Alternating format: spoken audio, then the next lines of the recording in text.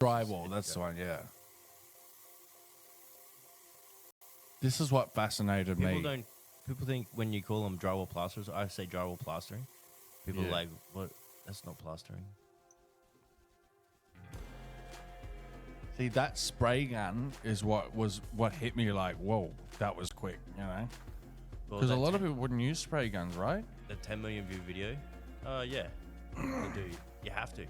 Do a new work, you have to, or you'll never be able to. Can't do it by hand. Yeah. You won't make any money, especially this day and age. Yeah.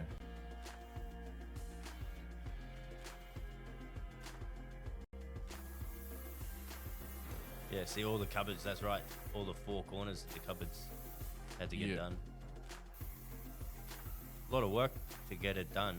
But you know, once it's done, it's there forever.